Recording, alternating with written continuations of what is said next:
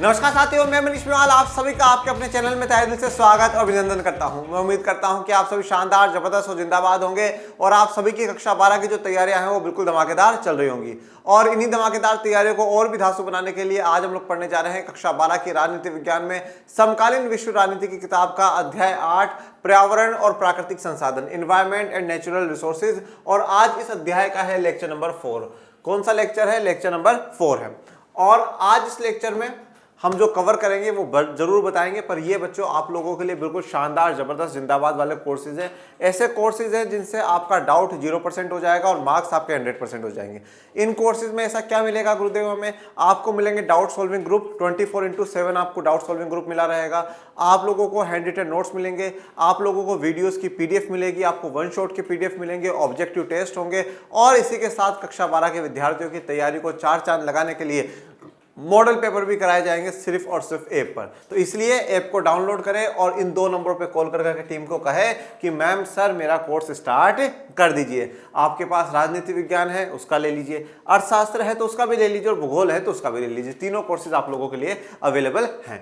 चलिए, तो आज जो हम लोग बात करेंगे, आज हम पढ़ेंगे भारत के पावन वन प्रांत, फिर बात करेंगे पर्यावरण के मसले पर भारत का पक्ष।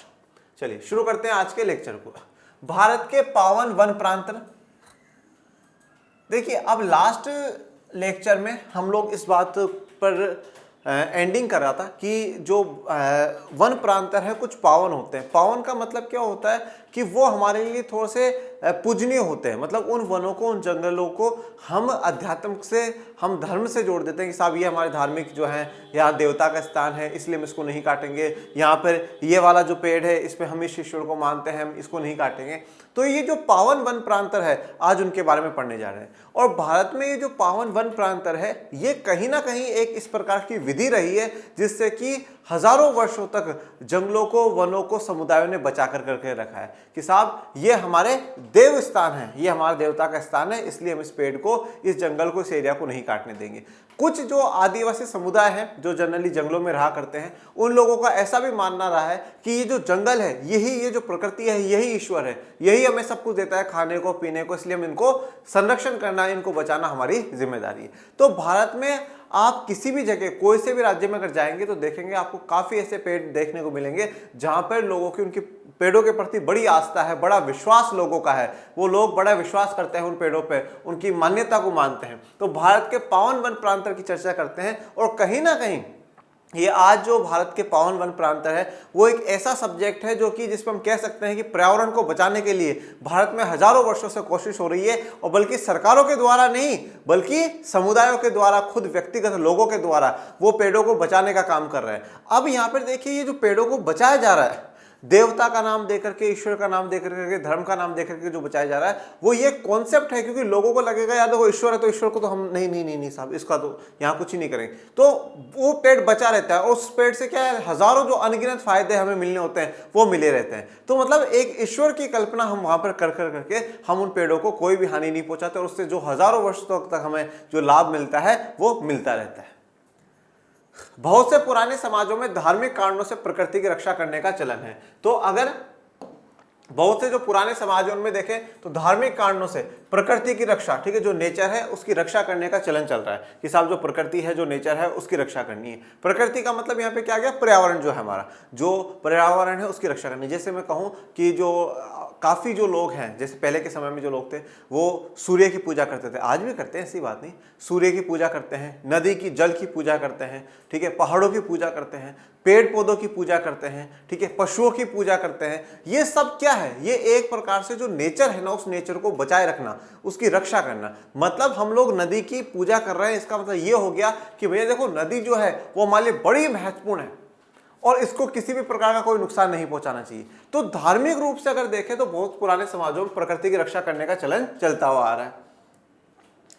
भारत में विद्यमान पावन वन प्रांतर इस चलन के सुंदर उदाहरण है। और भारत में जो विद्यमान है पावन वन प्रांतर, ऐसे वन, ऐसे एरियाज जो जिनको क्या है पावन माना गया है, जिनको पवित्र माना गया है कि साहब ये हमारे लिए पवित्र है। जैसे मैं आपको उदाहरण के तौर पे बताता हूँ, कुछ लोग क्या होते हैं जो हाथ पे धागा बांधते हैं उसको बड़ा पवित्र मानते हैं, साहब ये देखो मेरे जो इष्ट हैं उनका धागा बांधा हुआ है। कुछ लोग गले में कुछ पहनते, नहीं साहब ये तो मेरे लिए बड़ा पवित्र है, ठीक है। तो इस प्रकार से क्या है, जो पेड़ है, जो पूरा वन है, उसको ही क्या है पवित्र मान लिया गया कि साहब ये तो हमारे लिए बड़ा पवित्र चीज है, ये बड़ी ही महत्वपूर्ण चीज मान लिया।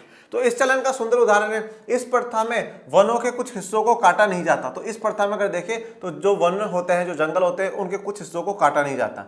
इन स्थानों पर देवता अथवा किसी पुण्य आत्मा का वास माना जाता है। तो इन स्थानों पर जो देवता होते हैं और पुण्य आत्मा, पुण्य आत्मा मतलब ऐसी आत्मा जो पुण्य है, जिन्होंने अच्छे कर्म करे हैं, जो अच्छी आत्मा है, ऐसा। तो देवता और पुण्य आत्माओं का वास माना जाता है, मतलब कि यहाँ पे देवता बसते हैं, इस पेड़ में, इस जंगल में देवता बसते हैं, कोई पुण्य आत्मा का स्थान है।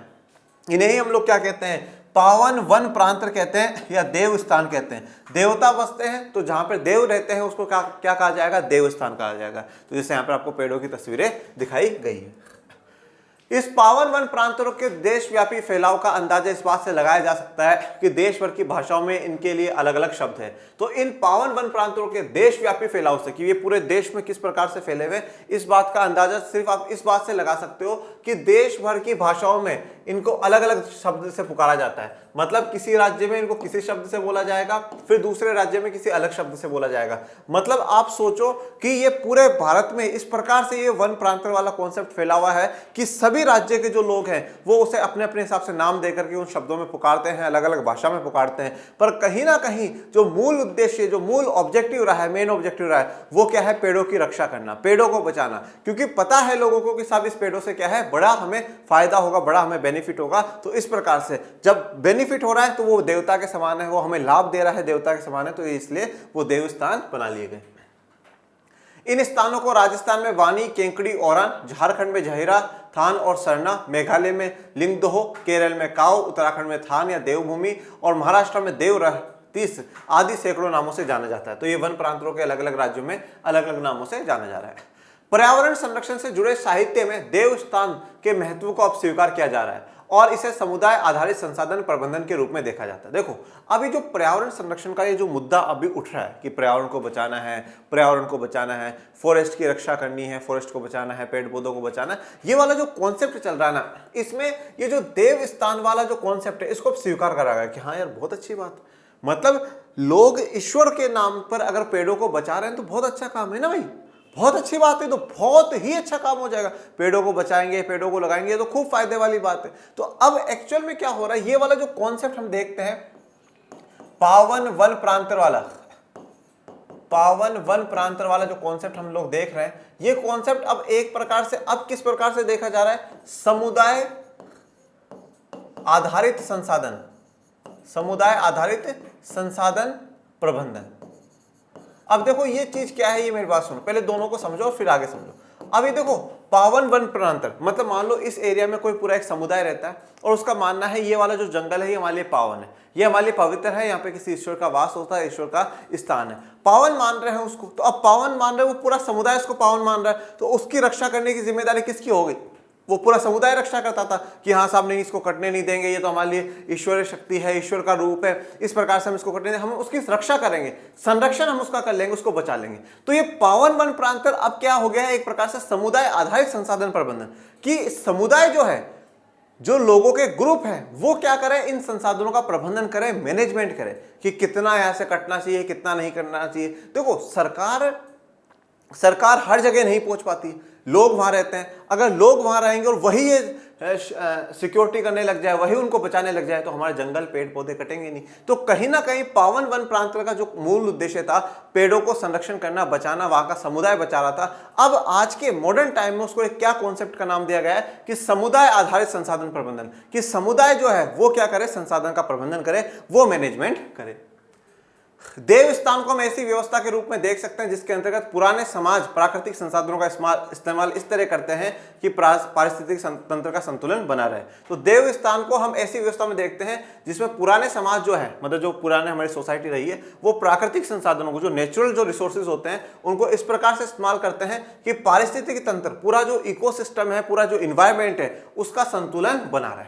मतलब आप एक प्रकार से ऐसा कह सकते हो कि ये सतत पोषणीय विकास वाली बात है कि साहब हम लोग हमारे लिए, हमारे भले के लिए संसाधनों का इस्तेमाल भी कर रहे हैं, पर इस तरीके से इस्तेमाल कर रहे हैं कि पर्यावरण को किसी भी प्रकार का कोई नुकसान नहीं होना चाहिए, इन्वायरमेंट को किसी भी प्रकार का कोई नुकसान नहीं होना चाहिए।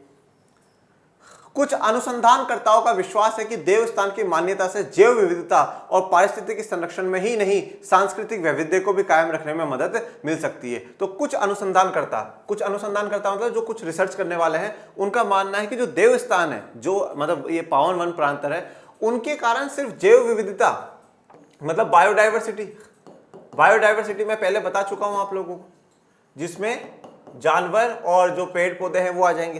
तो ये कह रहे हैं, जो अनुसंधान करता है, जो रिसर्च वाले हैं, ये कह रहे हैं कि देखो ये जो पावन वन प्रांतर वाली बात है ना, इससे जैव विविधता तो संरक्षित होगी, मतलब पेड़ पौधे भी बचेंगे, जानवर भी बचेंगे, क्योंकि वहां जंगलों में वो रहते हैं तो वो सेफ है, वहां पर उनके पास उनका घर है, तो जैव विविधता भी सेफ रहेगी। पारिस्थितिक संरक्षण, हमारा जो पर्यावरण है उसका भी संरक्षण होगा, हमारा पूरा सिस्टम जो है, बैलेंस है, वो नहीं बिगड़ेगा, वो भी सही। इसके साथ साथ सांस्कृतिक वैविध्य जो है, मतलब सांस्कृतिक जो विविधता है हमारे पास, वो भी बची रहेगी। कैसे? देखो, अब कुछ समुदाय ऐसे हैं जो पूर्ण रूप से जंगलों पर निर्भर है, जो जंगलों में रह रहे हैं, जंगलों के हिसाब से जीवन जी रहे हैं, वहां के पेड़ों का संरक्षण कर रहे हैं। अगर हम वो पेड़ हटा देते हैं तो जैव विविधता भी जाएगी, पारिस्थितिक तंत्र भी जाएगा, और यहां तक कि वो समुदाय जो उस पर निर्भर है वो भी कहीं ना कहीं क्या हो जाएगा, गिरावट आ जाएगी, उसमें भी वो खत्म होना शुरू हो जाएगा। देवस्थान की व्यवस्था वन संरक्षण के विभिन्न तौर तरीकों से संपन्न है और इस व्यवस्था की विशेषता साझी संपदा के संरक्षण की व्यवस्था से मिलती जुलती है।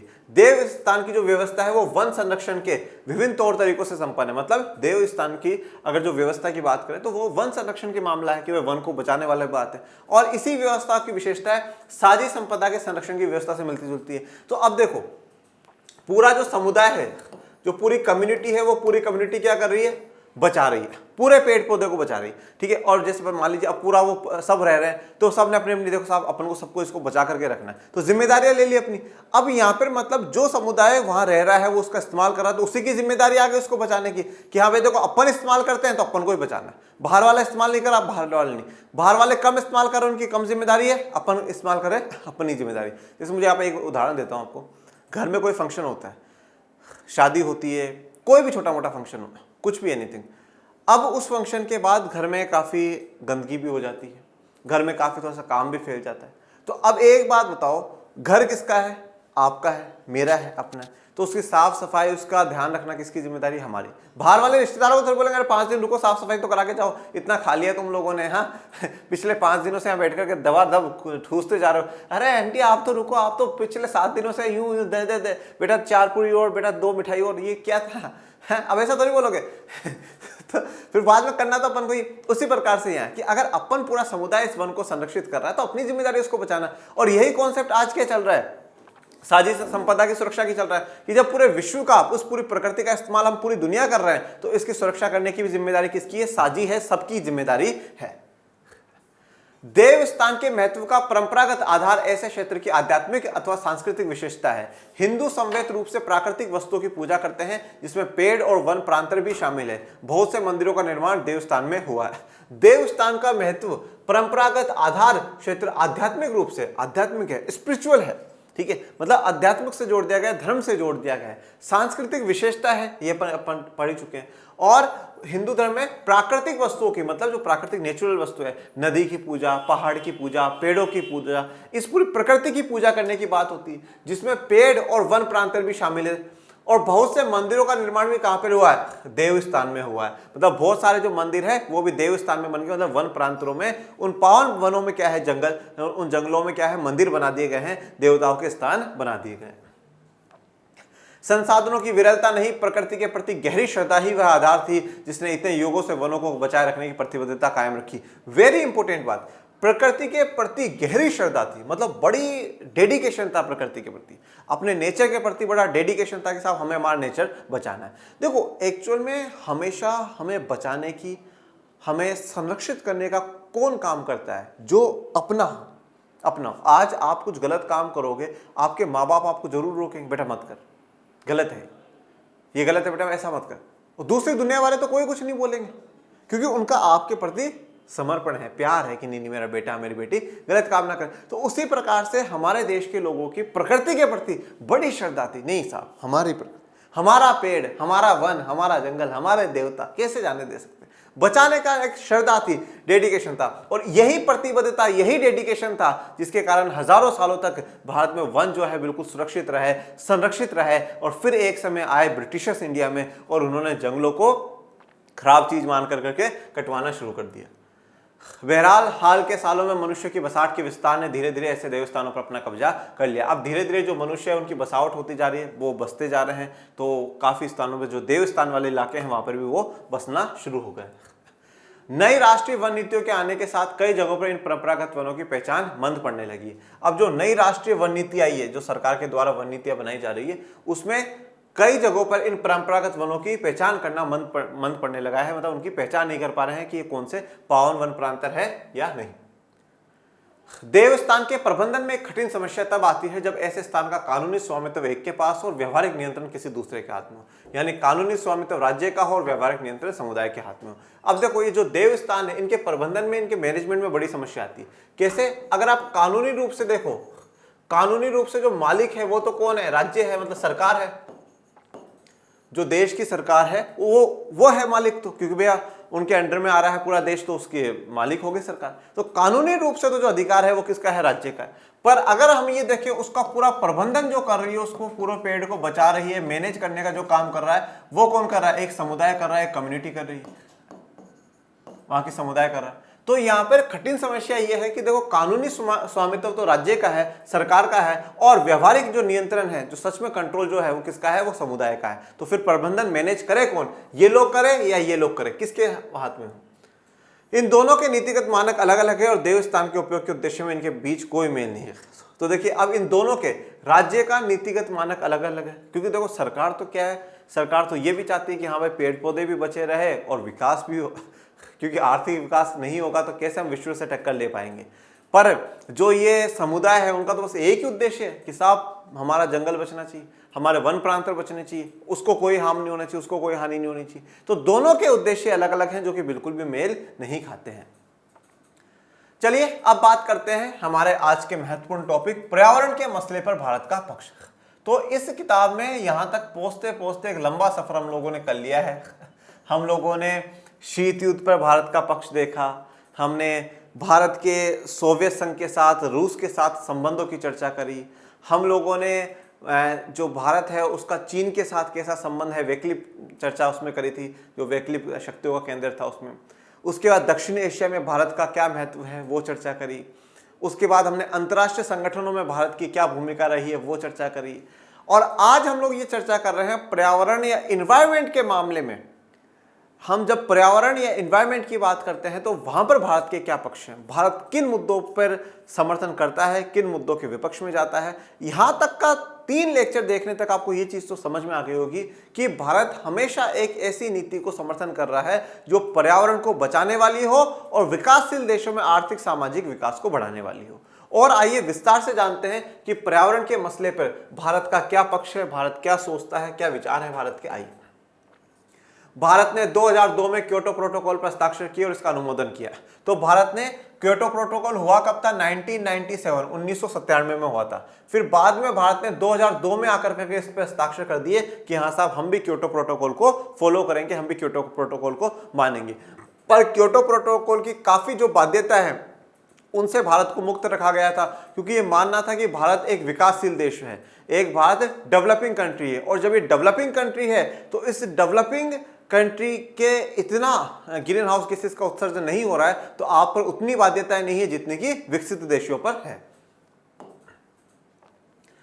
भारत, चीन और अन्य विकासशील देशों को क्योटो प्रोटोकॉल की बाध्यताओं से छूट दी गई क्योंकि औद्योगिकरण के दौर में ग्रीन हाउस गैसों के उत्सर्जन के मामले में इनका कुछ खास योगदान नहीं था। तो देखिए, भारत हो गया, चीन हो गया और जो अन्य विकासशील देश है उनको क्योटो प्रोटोकॉल की बाध्यता से छूट दे दी गई। ठीक है, मतलब जो बाध्यता है, जो लिमिटेशंस लगनी चाहिए, जो रोक टोक लगनी चाहिए। देखो, क्योटो प्रोटोकॉल क्यों हुआ? क्योटो प्रोटोकॉल इसलिए हुआ कि जो ग्रीन हाउस है, ग्रीन हाउस की जो गैसेज है, उनका जो उत्सर्जन हो रहा है, ग्रीन हाउस की जो गैसेज निकल रही है, उन गैसेज को कंट्रोल लगाने के लिए क्योटो प्रोटोकॉल हुआ है। अब ये जो ग्रीन हाउस की गैसेस का उत्सर्जन अगर कहीं से ज्यादा हो रहा है, वो कहां से हो रहा है? विकसित देशों से, डेवलप्ड कंट्री से हो रहा है। और डेवलप्ड कंट्री से हो रहा है तो ये जिम्मेदारी ज्यादा किसकी बनती है? डेवलप्ड कंट्रीज की बनती है कि वो इन ग्रीन हाउस गैसेस का उत्सर्जन को कम करे, उसको रोके, ऐसे प्रयास करे। तो इसमें भारत को, चीन को और बाकी विकासशील देशों को क्या थोड़ी सी छूट दी गई है। इनको पे इतनी बाध्यताएं नहीं लगाई गई है जितनी विकसित देशों पर लगाई गई है। तो क्योंकि इनका ग्रीन हाउस गैस के उत्सर्जन में ज्यादा योगदान नहीं है। ये क्योटो प्रोटोकॉल की एक तस्वीर आप लोगों को दिखाई गई है। औद्योगिकरण के दौर को मौजूदा वैश्विक तापवृद्धि और जलवायु परिवर्तन का जिम्मेदार माना जाता है। मतलब आज के समय में आप जो वैश्विक तापवृद्धि देखते हो, मतलब जो ग्लोबल वार्मिंग देख रहे हो कि साहब हमारी पृथ्वी, हमारे जो अर्थ है उसका टेम्परेचर बढ़ रहा है और जलवायु परिवर्तन हो रहा है, क्लाइमेट जो चेंज हो रहा है, मतलब क्लाइमेट हमारा बदल रहा है समय के साथ, जलवायु हमारी बदल रही है, इस पर मैं पहले भी चर्चा कर चुका हूं। तो हमारे जो वैश्विक तापवृद्धि, ग्लोबल जो वार्मिंग हो रही है वो, और जलवायु जो परिवर्तन हो रहा है वो, उसका जिम्मेदार अगर किसी को माना जाता है तो औद्योगिकरण और इंडस्ट्रियलाइजेशन को माना जाता है। किसको माना जाता है? इंडस्ट्रियलाइजेशन को, औद्योगिकरण को माना जाता है। वैश्विक तापवृद्धि और जलवायु परिवर्तन का अगर सबसे बड़ा जिम्मेवार है तो औद्योगिकरण है। अब देखो, अब आप सोचो कि भारत की सोच कहां रही होगी। भारत के लोग पहले जो भी उत्पादन कर रहे थे, अब देखो भारत इन ब्रिटिशर्स के आने से पहले जीडीपी में 35% जीडीपी का योगदान हुआ करता था। पूरी दुनिया में जितना ट्रेड हो रहा है उसका 35% भारत से अकेले से हुआ करता था। मतलब भारत में हर वस्तु बना करती थी, हर सेवाएं उपलब्ध हुआ करती थी, सब हाई क्वालिटी की, और उनमें कोई किसी प्रकार का ना किसी फालतू गैस खराब निकल रही है, ना फालतू का कोई वेस्ट नदियों में जा रहा है, कुछ भी नहीं। सब जो नेचुरल चीज़ों से मिल करके बेस्ट से बेस्ट चीज़ बनाई जा रही थी।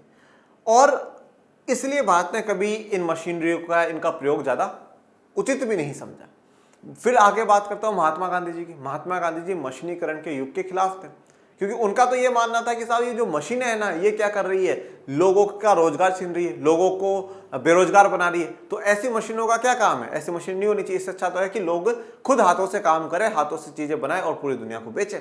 तो मतलब भारत को ये चीजें पता है ठीक पहले से कि साहब ये औद्योगिकरण, इंडस्ट्रियलाइजेशन जो होगा, ऐसे ये गैसेज निकलेंगे, वो हमारे पर्यावरण के लिए नुकसानदायक है। हमने पर्यावरण को बचा के रखा है, हमने नदियों को साफ सुथरा रखा है, सारी चीजें हमने करी, और आज ये औद्योगिकरण है, इंडस्ट्रियलाइजेशन है, जिसके कारण आज ग्लोबल वार्मिंग का सामना दुनिया को करना पड़ रहा है। बहरहाल क्योटो प्रोटोकॉल के आलोचकों ने ध्यान दिलाया है कि अन्य विकासशील देशों सहित भारत और चीन भी जल्दी ही ग्रीन हाउस गैसों के उत्सर्जन के मामले में विकसित देशों की भांति अगली कतार में नजर आएंगे। अब जो क्योटो प्रोटोकॉल के आलोचक है, जो क्योटो प्रोटोकॉल की बुराई करने वाले लोग हैं, वो ये कहते हैं कि साहब जो बाकी विकासशील देश है ना, उनकी तरह देखो भारत और चीन, ये दोनों भी जल्दी ही ग्रीन हाउस गैस के उत्सर्जन में आने वाले हैं, विकसित देशों की कतार में ही है ये। ठीक है, विकसित देश जितना ग्रीन हाउस गैस का उत्सर्जन कर रहे हैं उसी लाइन में लगे हुए हैं भारत और चीन। इन दोनों का भी नंबर जल्दी आने वाला है, ये भी विकसित में काउंट हो जाएंगे। अब ये जो आलोचक है वो क्योटो प्रोटोकॉल के आलोचक क्यों कहे जा रहे हैं? क्योंकि क्योटो प्रोटोकॉल क्या कह रहा है कि साहब ये जो विकासशील देश है इन पर इतनी पाबंदी नहीं होगी। अब उसमें नाम भारत और चीन का भी है, तो बाकी जो देश है वो ये कहते हैं कि अरे यार भारत और चीन, इनको क्यों विकासशील मान रहे हो? वो तो अच्छे डेवलप्ड है, वहां तो गैस, ग्रीन हाउस गैस का उत्सर्जन होता है, और चलो नहीं भी हो रहा है तो थोड़े दिनों में मान लो, थोड़े दिनों में होने लग जाएगा, ऐसा मानना है। अब भारत इस पे क्या रवैया दिखाता है वो देखो।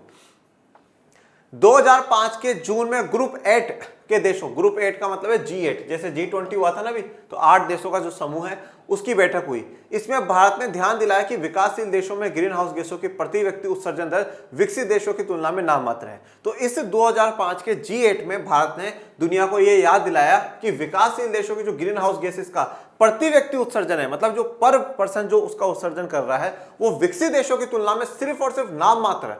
विकसित देशों की देखोगा उत्सर्जन और विकासशील देशों का उत्सर्जन देखोगे तो विकासशील देशों का तो नाम मात्र है भैया, बिल्कुल ही नाम मात्र है। जैसे मैं आज कहूं एक व्यक्ति 1 करोड़ रुपए कमाए और एक व्यक्ति 100 रुपए कमाए, तो हम कहेंगे यार इसका तो नाम मात्र कमा रहा है उसकी तुलना में। तो उसी प्रकार से एक तो बहुत ज्यादा ग्रीन हाउस गैसेस का उत्सर्जन कर रहा है और एक बिल्कुल नाम मात्र ही कर रहा है। साझी परंतु अलग अलग जिम्मेदारियों के सिद्धांत के अनुरूप भारत का विचार है कि उत्सर्जन दर में कमी करने की सबसे ज्यादा जिम्मेवारी विकसित देशों की है, क्योंकि इन देशों ने एक लंबी अवधि तक बहुत ज्यादा उत्सर्जन किया है। तो भारत हमेशा से साझी परंतु अलग अलग जिम्मेदारियों का समर्थन रहा है कि भैया हम इस चीज की समर्थन करते हैं कि साझी है, सबकी है संपत्ति, उस पर जिम्मेदारियां भी सबकी, पर जिम्मेदारियां अलग अलग है, किसी की ज्यादा है किसी की कम है। और ज्यादा किसकी है? ज्यादा इन विकसित देशों की है। क्यों है इन विकसित देशों की? इसलिए है क्योंकि इन्होंने काफी लंबे समय तक ग्रीन हाउस गैसेस का उत्सर्जन करा है। क्यों करा है, कैसे करा है? तो इन्होंने काफी लंबे समय से, या तो औद्योगिकरण शुरू हो गया, इंडस्ट्रियलाइजेशन शुरू हो गया, इन्होंने उस इंडस्ट्रियलाइजेशन से पहले भी पेड़ पौधे जंगल काटना शुरू कर दिया। तो ये जो ग्रीन हाउस गैसेस बढ़ी है उसमें ज्यादा योगदान किसका? बोले इन विकसित देशों का, विकासशील देशों का नहीं है। विकासशील देशों का तो सिर्फ और सिर्फ नाम मात्र योगदान है, ज्यादा योगदान किसका है? विकसित देशों का है। संयुक्त राष्ट्र संघ के जलवायु परिवर्तन से संबंधित बुनियादी नियमाचार UNFCCC के अनुरूप भारत पर्यावरण से जुड़े अंतर्राष्ट्रीय मसलों में ज्यादातर ऐतिहासिक उत्तरदायित्व का तर्क रखता है। तो संयुक्त राष्ट्र संघ का जो UNFCCC का हुआ उसके अनुरूप भारत पर्यावरण से जुड़े जो अंतर्राष्ट्रीय मसले होते हैं उसमें ज्यादातर ऐतिहासिक उत्तरदायित्व का तर्क रखता है। ऐतिहासिक उत्तरदायित्व मतलब आप हिस्टोरिकली जो रेस्पॉन्सिबिलिटी है कि साहब इन्होंने पहले इतना करा तो इस हिसाब से अब इनकी इतनी रेस्पॉन्सिबिलिटी बनती है, इनकी इतनी जिम्मेदारी बनती है। इस तर्क के अनुसार ग्रीन हाउस गैसों के रिसाव की ऐतिहासिक और मौजूदा जवाबदेही ज्यादातर विकसित देशों की है। इसमें जोर देकर कहा गया कि विकासशील देशों की पहली और अपरिहार्य प्राथमिकता आर्थिक और तथा सामाजिक विकास की है। तो देखिए इस तर्क के हिसाब से अगर हम जो भारत यहाँ पे UNFCCC में कह रहा है उस तर्क के हिसाब से देखें तो ग्रीन हाउस गैसेस को ज्यादा निकालने की ऐतिहासिक इतिहास में भी देखें और मौजूदा दौर में भी देखें तो ज्यादा जो जिम्मेदारी है वो किसकी है? विकसित देशों की, क्योंकि इन्होंने ही रिसाव ज्यादा करा है, इन्होंने उसका उत्सर्जन ज्यादा करा है, इन्होंने ही ग्रीन हाउस गैसेस ज्यादा निकाली है। और ये बात जोर देकर के कही गई है कि सभी सुन ले, पूरी दुनिया वाले सुन ले कि हम सभी जो विकासशील देश है वो पर्यावरण को बचाना चाहते हैं, बिल्कुल, परंतु विकासशील देशों के लिए प्रथम सबसे पहला और अपरिहार्य मतलब जो सबसे जरूरी है ऐसी प्राथमिकता हमारे आर्थिक और सामाजिक विकास है। मतलब सबसे पहले हम लोगों को आर्थिक और सामाजिक विकास करना है। हाँ, हम कोशिश करते हैं कि हम आर्थिक और सामाजिक विकास जो करें वो सतत पोषणीय विकास के आधार पर करें, परंतु पहली प्राथमिकता हमारे विकास है, हम डेवलपमेंट कर करके ही रहेंगे। हाल में संयुक्त राष्ट्र संघ के इस नियमाचार के अंतर्गत चर्चा चली कि तेजी से औद्योगिक होते देश जैसे ब्राजील, चीन और भारत नियमाचार की बाध्यताओं का पालन करते हुए ग्रीन हाउस गैसों के उत्सर्जन को कम करें। तो अभी संयुक्त राष्ट्र संघ के इस नियमाचार पे, इस जो पूरी गाइडलाइन है इस पर चर्चा चली और चर्चा चलते हुए कहा गया कि जो अब धीरे धीरे विकसित होते जा रहे हैं, आगे बढ़ते जा रहे हैं, जैसे कि ब्राजील हो गया, चीन हो गया, भारत हो गया, तो ऐसे देशों के ये बाध्यता है कि साहब अब वो भी ग्रीन हाउस गैस का उत्सर्जन कम करें। ठीक है, तो अब देखो ग्रीन हाउस गैसेस का जो उत्सर्जन कम करेगा उस पर भारत जरूर जवाब देगा, अभी मैं आपको बताऊंगा। पर ये लोग जो अभी यहाँ पर कह रहे हैं कि साहब भारत, चीन, ब्राजील ये विकसित देश होते जा रहे हैं, हाँ, तो फिर जब अंतर्राष्ट्रीय संगठन में, जब संयुक्त राष्ट्र संघ में सुरक्षा परिषद में स्थायी सीट देने की बात आती है तब क्यों ये मामला उठता है कि साहब नहीं भारत को तो नहीं दे सकते? क्यों भाई? फिर दोनों विकसित हो चुके हैं, पावरफुल है, ताकतवर है, इतनी बड़ी हमारी पॉपुलेशन है, इतना बड़ा मार्केट हमारा इंडिया का है, फिर क्यों नहीं? उस समय तो कहेंगे नहीं नहीं नहीं नहीं साहब अभी नहीं, अभी बात बाद में। और यहाँ पे जब बात आ रही है कुछ बाध्यताओं की तो अरे भारत तो बहुत विकसित है, लगाई भारत में भी ये काम भी भारत को रोकना चाहिए, ये करना चाहिए, ऐसा तो थोड़ा सा रवैया ठीक नहीं है अंतर्राष्ट्रीय संगठनों का। भारत इस बात के बिल्कुल खिलाफ और होना भी चाहिए, बिल्कुल होना चाहिए। उसका मानना है कि ये बात इस नियमाचार की मूल भावना के विरुद्ध है, क्योंकि भारत का ये कहना है कि ये जो बात हो रही है कि साहब ब्राजील, चीन और भारत अब विकसित हो रहे हैं और जो ग्रीन हाउस गैस उसका उत्सर्जन उनको कम करना चाहिए, तो भारत कहता है कि ये जो बात बोली गई है ना, ये जो ये नियमाचार है UNFCCC, इस नियमाचार के बिल्कुल विरोध में, बिल्कुल खिलाफ है।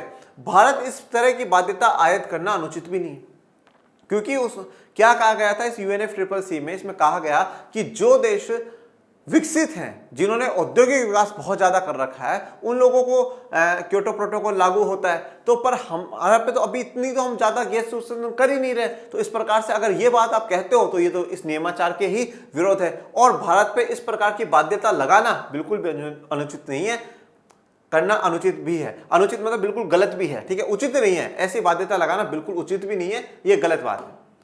भारत में 2030 तक कार्बन का प्रति व्यक्ति उत्सर्जन बढ़ने के बावजूद विश्व के सन 2000 के औसत 3.8 टन प्रति व्यक्ति के आधे से भी कम होगा। 2030 तक कार्बन का प्रति व्यक्ति उत्सर्जन बढ़ेगा भारत में, पर 2000 की तुलना में अगर हम देखें तो वो आधे से भी कम होगा।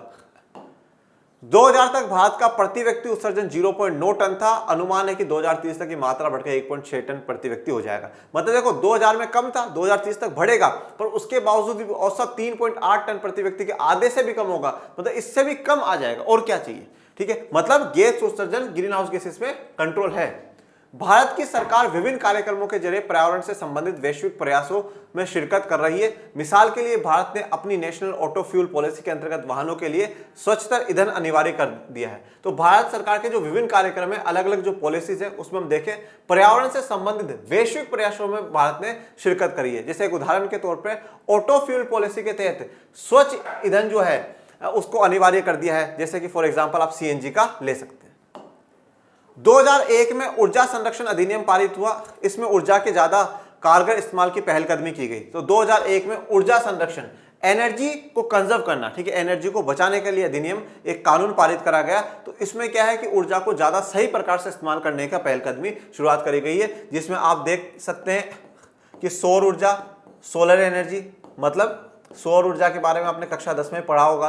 तो सौर ऊर्जा ये वो इस प्रकार के कुछ लग जाते हैं, फिर उससे सूर्य की रोशनी आती है, उससे लाइट कैप्चर हो जाती है। इसी प्रकार से पवन ऊर्जा की अगर हम लोग बात करें, अगर पवन चक्की आप लोगों ने देखी है तो वह ठीक इसी तरह 2003 के बिजली अधिनियम में नवीकरणीय रिन्यूएबल ऊर्जा के इस्तेमाल को बढ़ावा दिया गया है। और 2003 में जो बिजली अधिनियम बना है उसमें नवीकरणीय रिन्यूएबल, इस रिन्यूएबल में कौन सी आ जाएगी, सौर ऊर्जा आ जाएगी, पवन ऊर्जा आ जाएगी। ठीक है, ऐसी जो रिन्यूएबल एनर्जीज हैं उनका प्रयोग करा जाए, उनको ज्यादा इस्तेमाल करा जाए। हाल में प्राकृतिक गैस के आयात और स्वच्छ कोयले के उपयोग पर आधारित प्रौद्योगिकी को अपनाने की तरफ रुझान बढ़ा है। और हाल ही में प्राकृतिक गैस जो नेचुरल गैस है उसका आयात, मतलब उसको इंपोर्ट करना शुरू करा है। स्वच्छ कोयला का उपयोग के आधार पर जो प्रौद्योगिकी है, जो टेक्नोलॉजी है, उसका उपयोग करने की तरफ भारत सरकार का रुझान बढ़ा है। इससे पता चलता है कि भारत पर्यावरण सुरक्षा के लिहाज से ठोस कदम उठा रहा है। तो भारत ऑलरेडी बिना बोले ही क्या कर रहा है कि सुरक्षा के लिए, पर्यावरण की सुरक्षा के लिए ठोस कदम उठा रहा है। भारत को बोलने की आवश्यकता नहीं पड़ेगी, साहब आप करो। ये सारे कदम ये दर्शाते हैं कि भैया बिजली अधिनियम हो, चाहे ऊर्जा संरक्षण अधिनियम हो, ये सारी चीजें ये दर्शा रही कि भारत सरकार खुद ऑलरेडी प्रयास कर रहा है कि साहब ज्यादा से ज्यादा क्या करा जाए, जो स्वच्छ ऊर्जा है उसका प्रयोग करा जाए और पर्यावरण को बचाया जाए। भारत बायोडीजल से संबंधित एक राष्ट्रीय मिशन चलाने के लिए भी तत्पर है। इसके अंतर्गत 2011-12 तक बायोडीजल तैयार होने लगेगा और इसमें 1 करोड़ 10 लाख हेक्टेयर भूमि का इस्तेमाल होगा। तो भारत बायोडीजल से संबंधित काम पर भी कर रहा है, जिसमें 1 करोड़ 10 लाख तक की हेक्टेयर भूमि का इस्तेमाल होगा। भारत ने 2 अक्टूबर 2016 को पेरिस जलवायु समझौते को अनुमोदित किया। पेरिस क्लाइमेट जो समझौता हुआ था उसमें पूर्ण नवीकृत होने वाली ऊर्जा के सबसे बड़े कार्यक्रमों में से एक भारत में चल रहा है। तो पूर्ण नवीकृत होना मतलब जो रिन्यूएबल एनर्जीज है, ठीक है, वो रिन्यूएबल हो रही है, वापस से रिन्यूएबल होने वाली एनर्जीज में सबसे बड़ा जो कार्यक्रम है उनमें से एक कार्यक्रम भारत में चल रहा है। ये तस्वीर आपको पेरिस क्लाइमेट एग्रीमेंट की दिखाई गई है। भारत ने पृथ्वी सम्मेलन रियो के समझौते के क्रियान्वयन का एक पूर्ण अवलोकन 1997 में किया। इसका मुख्य निष्कर्ष यह था कि विकासशील देशों को रियायती शर्तों पर नए और अतिरिक्त वित्तीय संसाधन तथा पर्यावरण के संदर्भ में बेहतर साबित होने वाली प्रौद्योगिकी मुहैया कराने की दिशा में कोई सार्थक प्रगति नहीं हुई है। तो भारत ने जो पृथ्वी सम्मेलन हुआ था, रियो समिट जो हुआ था, कब हुआ था, 1992 में हुआ था। तो इस 1992 में जो समझौता हुआ था उसको 1997 में भारत ने एक बार याद दिलाया कि साहब जो विकासशील देश है उन विकासशील देशों को रियायती शर्तों पे, मतलब कम थोड़ा डिस्काउंट पे क्या हो, नए और अतिरिक्त वित्तीय संसाधन प्रोवाइड कराए जाए, मतलब फाइनेंशियल रिसोर्सेज उनको दी जाए। पर्यावरण के संदर्भ में जो प्रौद्योगिकी है जो अच्छी साबित हो उस प्रौद्योगिकी को मुहैया कराया जाए जो सार्थक हो, पर वो कराई नहीं गई है, ये भारत सरकार ने याद दिलाया। भारत इस बात को जरूर मानता है कि विकसित देश विकासशील देशों की वित्तीय संसाधन तथा स्वच्छ प्रौद्योगिकी मुहैया कराने के लिए तुरंत उपाय करें ताकि विकासशील देश framework convention on climate change की मौजूदा प्रतिबद्धताओं को पूरा कर सके। तो भारत ये मानता है कि विकासशील देशों को, ये जो विकसित देश है, जो वित्तीय संसाधन है, स्वच्छ प्रौद्योगिकी जो है, ठीक है, जो आप कह सकते हैं एनर्जीज के जो भी जितने भी साधन है वो प्रोवाइड कराए, जिससे भारत और सभी विकासशील देश जो framework convention on climate change है उसकी जो मौजूदा अभी प्रतिबद्धता है, बाध्यता है, उनको पूरा कर सके, उनको मान सके। ये एक तस्वीर दिखाई आपको United nation climate change. Bharat का यह भी मानना है कि दक्षिण सार्क, जिसका आपने पूरा पढ़ चुके, south Asian association for regional cooperation में भारत शामिल देश पर्यावरण के प्रमुख वैश्विक मसलों पर एक समान राय बनाए ताकि इस क्षेत्र की आवाज में वजनी हो सके। मतलब कि सारे जो सार्क के नेशन है, ये जो सातों देश हैं, ये सब मिलकर के क्या करें, एक आवाज बनाए कि पर्यावरण को किस प्रकार से बचाया जा सकता है। एक प्रकार की आवाज रखें जिससे जब हम पूरे विश्व में कहीं बोले तो आवाज दम हो के यहाँ से। आप देखो 8 देश ऐसे हैं, 7 देश ऐसे हैं जो ये कह रहे हैं कि नहीं साहब यही होना चाहिए, तो एक पावर उसमें लगता है। तो ये भी भारत सरकार का मानना है। ये पूरा मतलब भारत का पर्यावरण के मसलों में, मतलब आप यहाँ से एक निष्कर्ष बस ये निकाल सकते हैं कि भारत सरकार पर्यावरण को बचाने के लिए सदैव तैयार रही है, पर्यावरण के लिए ठोस कदम उठाने के लिए भारत सरकार सदैव तैयार रही है।